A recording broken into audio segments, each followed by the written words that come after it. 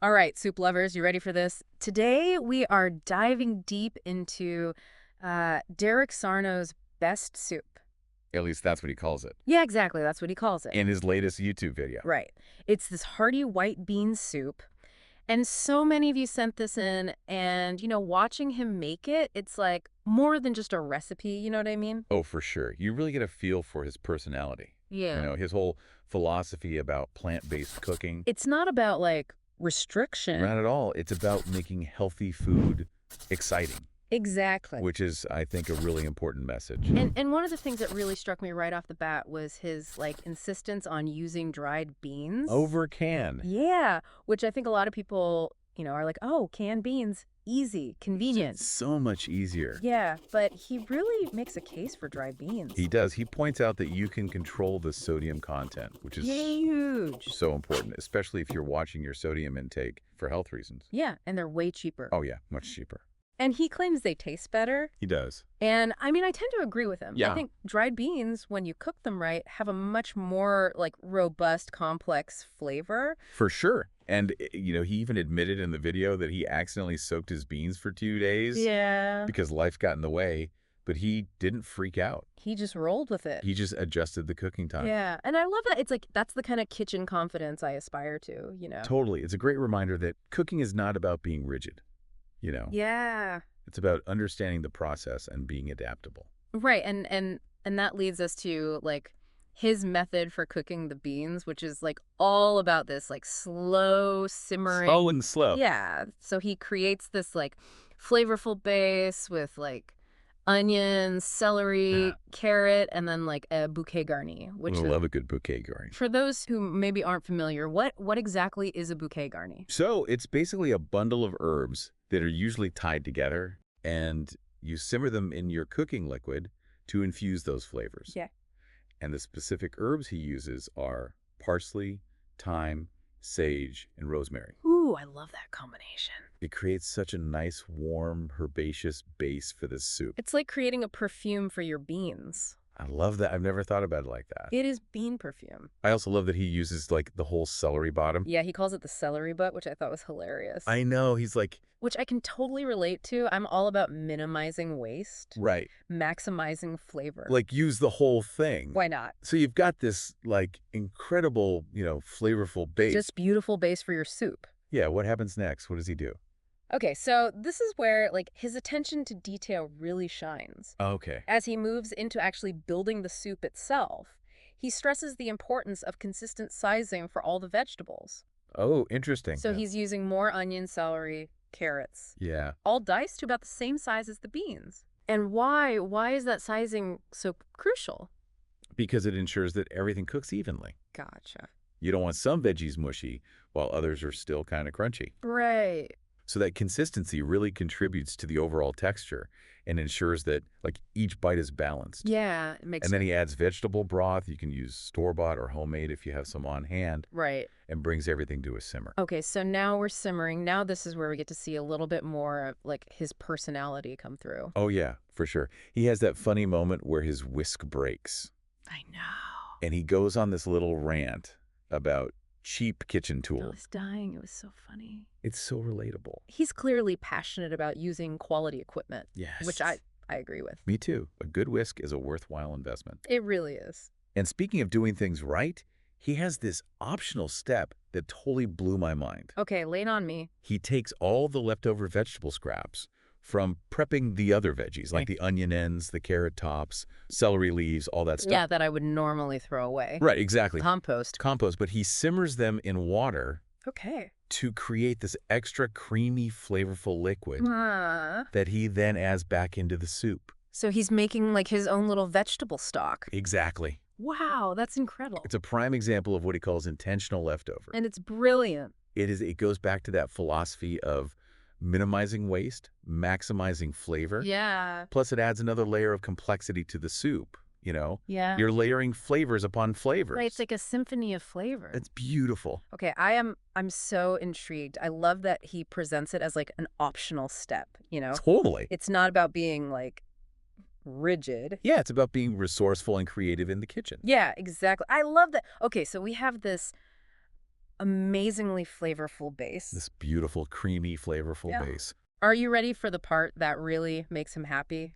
Oh, bring on the toppings. This is where he really lets loose, Yeah, right? yeah. Okay, so what does he pile on this masterpiece? Okay, so get ready. He's got grilled French bread for dipping, Oh, yum. fresh green onions, Nice. some of his homemade Italian sausage tempeh.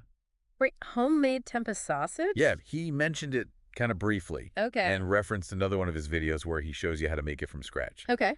But I love that, again, it's using those intentional leftovers. He's incorporating something that he's already made. Right, right. It's all about building this cohesive meal plan. That's smart. Right. Okay, and then we've also got some blanched peas, roasted zucchini, and yellow squash, Love it. fresh parsley, and a drizzle of good olive oil. Oh my gosh, it's a symphony. It's beautiful. It's a riot of colors and textures Yeah.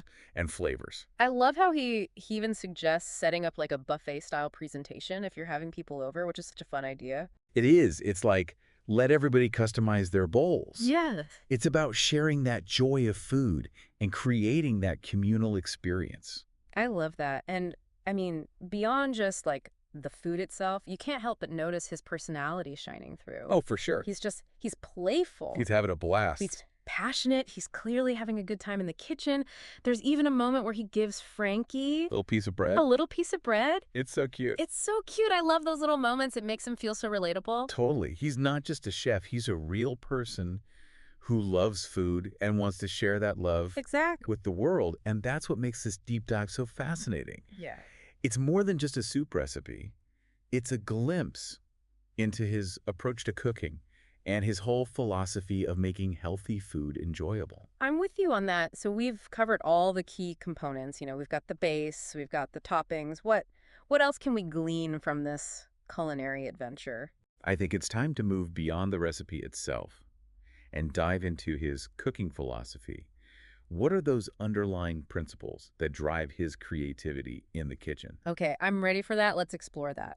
Let's do it. Yeah. I think one of the things that's really cool about his approach is that he doesn't demonize any particular ingredient or food group. Yeah. He's not about restrictions. It's not about like deprivation. No, it's about like what you can add, Yeah. how you can boost flavor, Yeah. how to make healthy choices that are actually enjoyable. It's like he's saying, let's make vegetables the star of the show. Exactly. But not in a like boring, bland way. No. You know? It's about celebrating those flavors and textures. And that kind of ties back into his emphasis on using quality ingredients. Yes. Like his whole thing about the dried beans. Right. I mean, canned beans certainly have their place. Oh, for sure, especially for convenience. But starting with dried beans allows you to control that sodium level. And develop a deeper flavor, Yeah. as he argues. And it's not just about the beans themselves. Right. It's about that whole cooking process. That slow simmer Yeah. allows those beans to fully absorb the flavors of those aromatics. Yeah. Develop that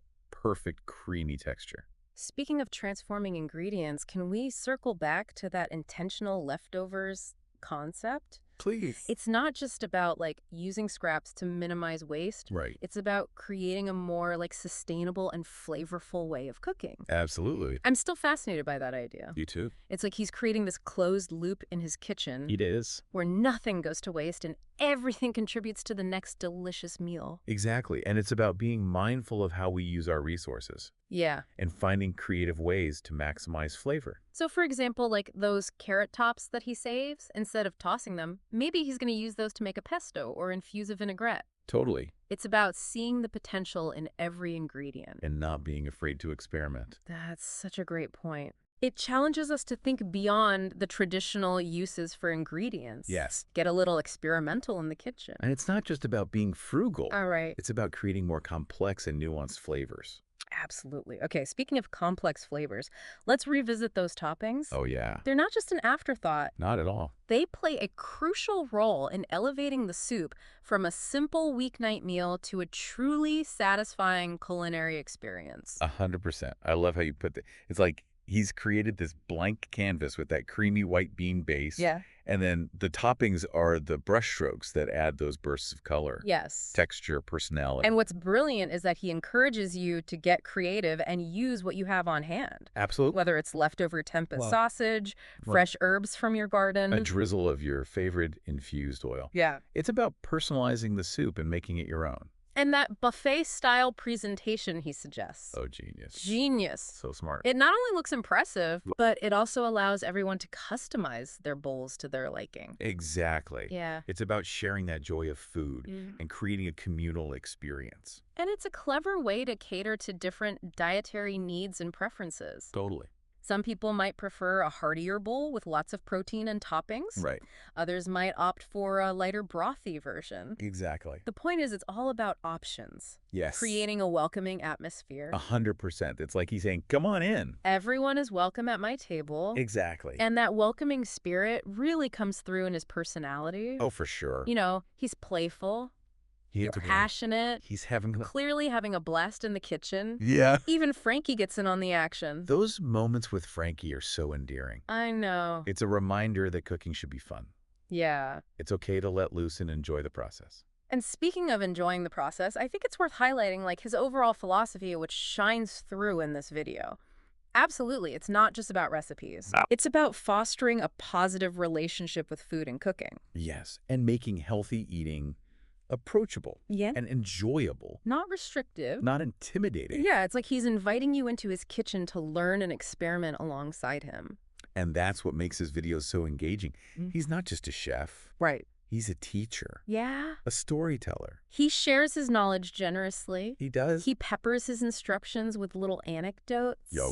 Jokes. A little bit of dog love. Speaking of Frankie, I know. that dog is a total scene stealer. He is so cute. But it's those little moments that make Sarno feel so relatable. Totally. He's not just some celebrity chef on a pedestal. Right. He's a real person Yeah. who enjoys cooking, loves his dog, and wants to share his passion with the world. And that passion is contagious. It is. He makes you want to get in the kitchen and start experimenting with flavors and textures. Yeah. Shows you that cooking can be fun, Yeah. creative, and incredibly rewarding. I think that's a really important message, especially in today's world, where we're constantly bombarded with images of like perfectly plated dishes and complicated recipes. Oh, yeah. He reminds us that cooking doesn't have to be stressful Right.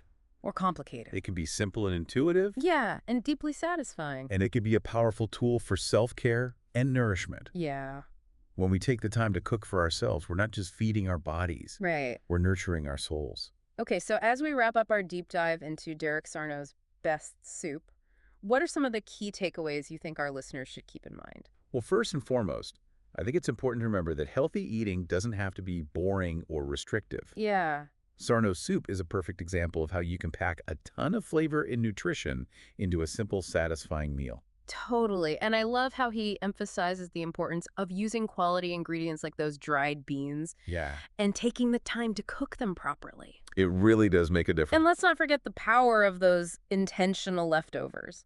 Such a good point. It's a brilliant strategy for minimizing waste, saving money, and creating layers of flavor throughout the week. I love that. And of course, we can't forget about those toppings. The toppings are essential. That's what really take this soup over the top. Yeah. Make it a truly memorable dining experience. And remember, don't be afraid to get creative and experiment with different flavor combinations. Yeah. It's all about making the recipe your own and finding what brings you joy in the kitchen. I think that's a great note to end on. Yeah. So to our listeners, I encourage you to check out Derek Sarno's YouTube channel and give his best soup a try. Yeah, do it. You might just be surprised at how delicious and satisfying healthy eating can be. And as you're prepping your ingredients and simmering those beans, remember to take a moment to appreciate the simplicity of the process Yes. and the nourishment that food provides. It's all about finding joy in those everyday moments. Absolutely. And that includes the time we spend in the kitchen. 100%. And who knows, you might even discover a newfound love for soup, Yeah. even if it means sacrificing a little beard friendliness along the way. That's a small price to pay It is. for a bowl of deliciousness. It's so inspiring to see someone so passionate about making healthy food, like, accessible, you know?